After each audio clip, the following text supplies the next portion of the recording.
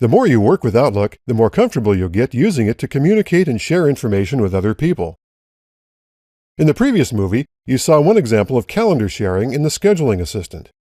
But you can do even more.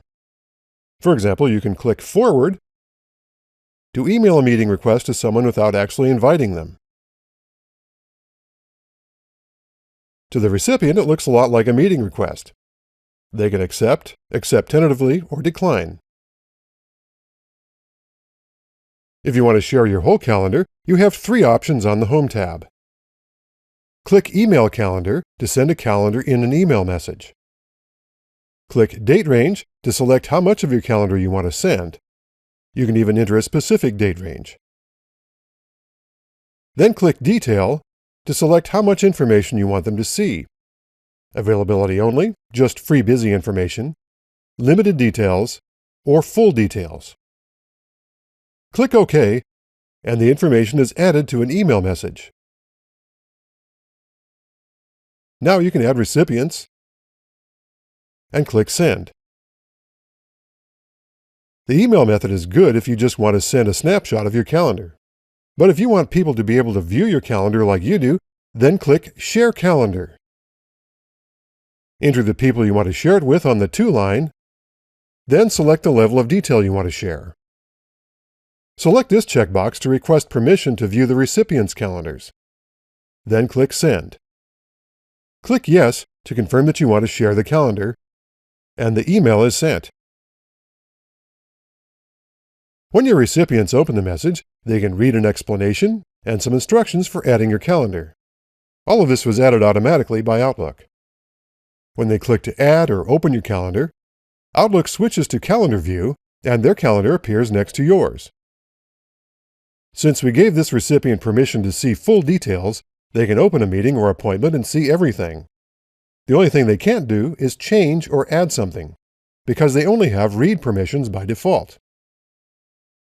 If they want more room for their calendar, they can clear this checkbox.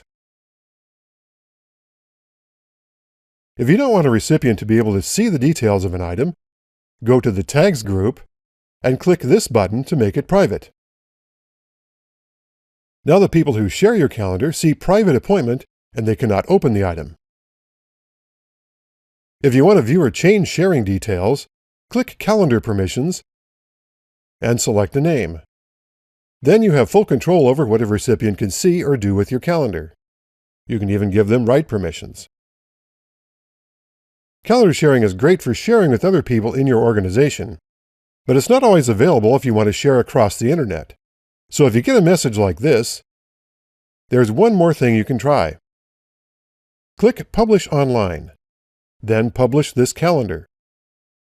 If you're connected to a service that provides online calendar sharing, you'll see something like this. Enter the detail you want users to see, the date range, and then choose Restricted or Public. If you choose Restricted, users on the internet will not be able to search for the link to your calendar. However, anyone who gets the link from you can send it to others. So you should only publish calendar information that you wouldn't mind sharing with any user on the internet. Click Start Publishing. Then send these links to people so they can access your calendar. So now you know the basics for using the calendar in Outlook 2013. Where do you go next? Well, try creating an appointment or meeting, and experiment with some options yourself. Also, experiment with the commands on the ribbon. Then check out the course summary for links to more information about using Outlook 2013.